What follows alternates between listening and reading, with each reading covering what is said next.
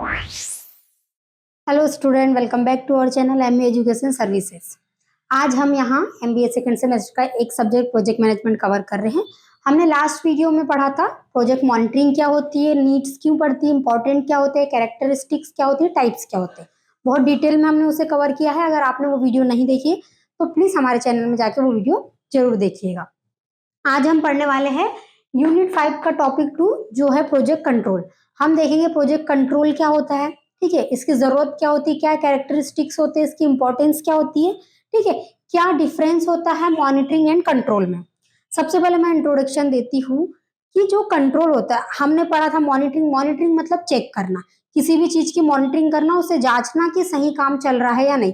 जब हम चेक कर रहे होते हैं और जब हमें उस प्रोजेक्ट में गलतियां मिल जाती है कि नहीं ये हमने जैसे सोचा था वैसे नहीं चल रहा है, इसमें कोई मिस्टेक है, तो उस गलती को जब हम सुधारते हैं ना कि गलती आगे ना हो, उसे कहते हैं कंट्रोल। ठीक है, कंट्रोल करना होता है मतलब सुधारना। मान लीजिए एग्जांपल से हम इसको समझते हैं कि जो मॉनिटरिंग है वो हो गई प्रोजेक्ट इज डिलेड, कि हमारा प्रोजेक्ट क्या हो रहा है, लेट हो रहा है, डिले हो रहा है। लेकिन कंट्रोलिंग क्या करता है, add extra workers and overtime to reduce delay. वो क्या करता है, वर्कर्स को और ज्यादा एक्स्ट्रा करता है, ऐड करता है एंड ओवर टाइम करवाता है, उससे क्या होता है, रिड्यूस हो जाता है डिले। ये होती है कंट्रोलिंग। एंड मॉनिटरिंग क्या होगी, प्रोजेक्ट इज डिले। ओके, जो प्रॉब्लम हमारे सामने आई है उसका सोल्यूशन जो निकलता है हम करते हैं उसे कहते हैं प्रोजेक्ट कंट्रोल। अब हम इसकी डेफिनेशन देख लेते हैं प्रोजेक्ट कंट्रोल की। Project control is the process of comparing actual project performance with planned performance and taking correct actions whenever deviation occur। ठीक है, हम इसको ऐसे समझते हैं, वह प्रक्रिया है जिसमें वास्तविक प्रदर्शन की तुलना योजना से की जाती है। यदि कोई अंतर मिलता है तो उसे समाधान के लिए क्या करते हैं, सुधारने के लिए आवश्यक कदम उठाए जाते हैं, उसका सोल्यूशन निकाला जाता है, उसे क्या कहते हैं, हम प्रोजेक्ट कंट्रोल करते हैं। ठीक है, मान लीजिए हम एक फैक्ट्री चला रहे हैं, हमारे पास एक बड़ा सा प्रोजेक्ट है, उसे हम रन कर रहे हैं। अब हमने देख लिया कि रिसोर्स में कमी आ गई है, रिसोर्स कभी कभी खराब हो गई है मशीनें, या जो वर्कर है उन्होंने क्या कर दी, स्ट्राइक कर दी। तो ऐसी जो प्रॉब्लम्स आती है, जो रिस्क फैक्टर आते हैं, उन्हें हटाना होता है ना, उन्हें हम कंट्रोल करते हैं, उसे कहते हैं हम प्रोजेक्ट कंट्रोल।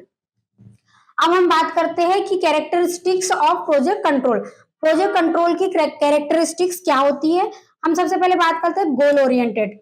ठीक है, गोल ओरिएंटेड को हम समझते हैं focus on achieving project objective. हमारा गोल बिल्कुल क्लियर होना चाहिए, हमारा ऑब्जेक्ट बिल्कुल क्लियर होता है कि हमारा 6 मंथ का प्रोजेक्ट है, हमें 6 मंथ में काम करना है, हमारा 10 लाख का बजट है और हमारे 20 लेबर इसमें काम करेंगे। ठीक है, तो हमारा जो होता है फोकस बिल्कुल अचीव करने में होना चाहिए, क्या, प्रोजेक्ट का object. Second is continuous process. Continuous process मतलब जो प्रोसेस है हमारी कंटिन्यूसली चलती जाती है। Control is applied thought out the project. And अगर कोई प्रॉब्लम्स आती है तो हम उसे सही करते हैं, उस प्रॉब्लम का सोल्यूशन निकालकर फिर से हमारा प्रोजेक्ट कंटिन्यूसली चलते रहता है। ठीक है, और जो हम प्रॉब्लम्स को सीख कर उसको फिर से उसमें क्या करते हैं, हम ऐसा नहीं कि फिर से रिपीट कर रहे हैं अपनी प्रॉब्लम्स को। Third is corrective action. Corrective action in the sense कि takes actions when deviation occur. हम देखते हैं कि करेक्टिव एक्शन कि हमें जब पता चल चुका है कि हमारे पार्ट ए में, सेक्शन ए में जो हमारी बिल्डिंग में काम चल रहा है वहां पे वो प्रॉब्लम है, तो हम इंजीनियर से कंसल्ट करके उसको क्या करते हैं, प्रॉब्लम का सोल्यूशन निकाल के वहीं पर हम अप्लाई करते हैं। ऐसा नहीं कि हम सोचते रहते कि हाँ ठीक है, ज्यादा कुछ चेंजेस नहीं आ रहा है, इस टाइप का नहीं। जैसे हमें प्रॉब्लम फाइंड होती है देन हम उस पर काम करते हैं, फिर प्रॉब्लम का सोल्यूशन निकालने के बाद उसे हम प्रोजेक्ट में अप्लाई करते हैं। ठीक है, हम इसका मतलब ये है कि हम सीधे एक्शन लेते हैं सोल्यूशन के बाद। Fourth is cost and time focus. ठीक है, इसमें क्या होता है, जो हमारा बजट है 10 लाख 20 लाख का, एंड टाइम टाइम जो हमने टाइम डिसाइड किया हुआ है 6 मंथ टू 1 ईयर हो, 8 मंथ हो, जो भी हो, उसमें क्या करते हैं, हम क्या करते हैं, बिल्कुल फोकस रहते हैं। कंट्रोल बजट एंड शेड्यूल, ये क्या करता है, फिर हमारे बजट को कंट्रोल में रखता है एंड शेड्यूल के हिसाब से काम चलते रहता है। अगर मान लीजिए हमने बिल्कुल प्लान किया है कि 10 लाख से ऊपर हमारा बजट नहीं जाना चाहिए, तो ये कॉस्ट को भी रिड्यूस करता है।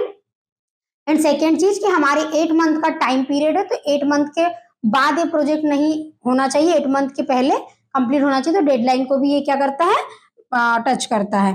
Fifth is feedback system. Feedback system बहुत ही शानदार सिस्टम है, बिकॉज इससे क्या होता है कि पता चल जाता है कि हम जो मान लीजिए अगर हम कॉस्मेटिक का कोई भी प्रोडक्ट हमारा मार्केट में लॉन्च हो रहा है, तो उससे जब हम पब्लिक के रिव्यू देते हैं तो हमें समझ में आता है कि पब्लिक की डिमांड क्या है, मार्केट की डिमांड क्या है, कैसा प्रोडक्ट होना चाहिए, क्या पैकेजिंग होना चाहिए, क्या चेंजेस होना चाहिए, या कैसे रिजल्ट आ रहे हैं, इसमें हम क्या चेंजेस कर सकते हैं। फीडबैक से हम क्या करते हैं, अपने बिजनेस को और ज्यादा इंप्रूव करते हैं, बिकॉज हमें पता चल जाती है हमारी गलतियां क्या है या हम इसमें और क्या सुधार ला सकते हैं। ठीक है, ये होता है फीडबैक सिस्टम। देन कैरेक्टरिस्टिक्स देखने के बाद हम देखते हैं कि types of project control. Project control के टाइप कौन कौन से होते हैं। First is schedule control, second is control cost control, third is quality control, fourth is risk control and fifth is resource control. ये आप वन वन सेंटेंस में समझ सकते हैं, जैसे schedule control, cost control, quality, risk and resources.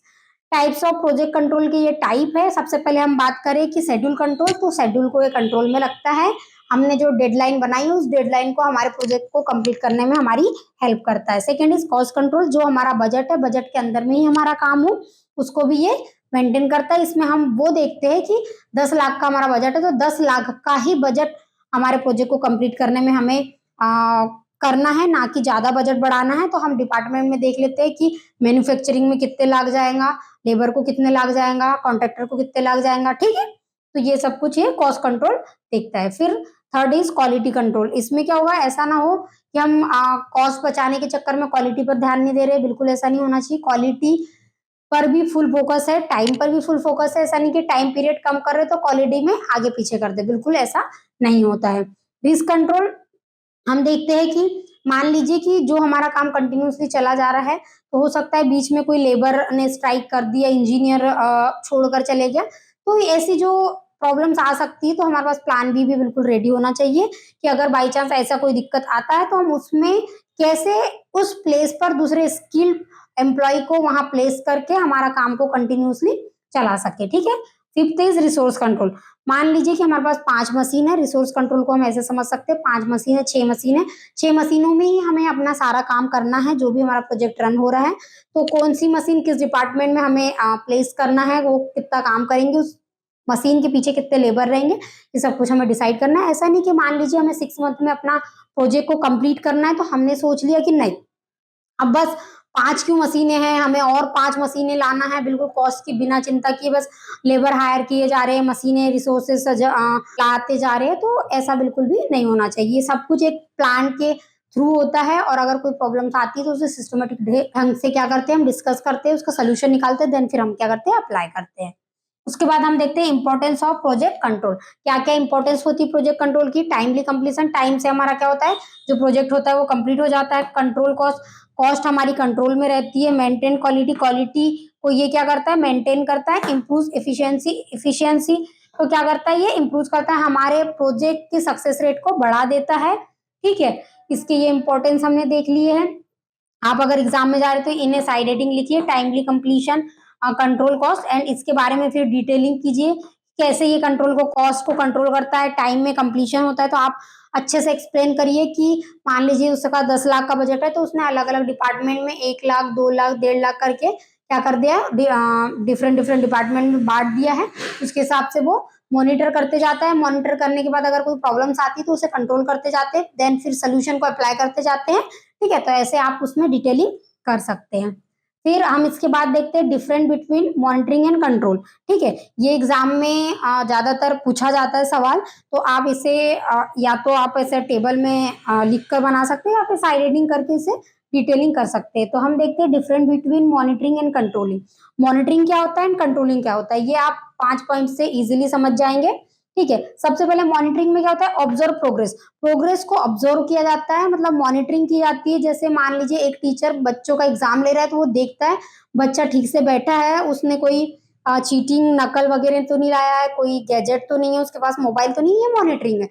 अब उसके बाद कंट्रोल क्या होता है, टेक एक्शन। बाई चांस अगर मान लीजिए कि बच्चे के पास एक मोबाइल पाया गया, तो अब मोबाइल पाया गया तो क्या करेंगे, हम एक्शन लेंगे, बच्चे से वो मोबाइल छीनेंगे, उसे क्या करेंगे, उसे पनिश करेंगे, जो भी हमारे रूल्स है कॉलेज के, स्कूल के, उसके अकॉर्डिंग।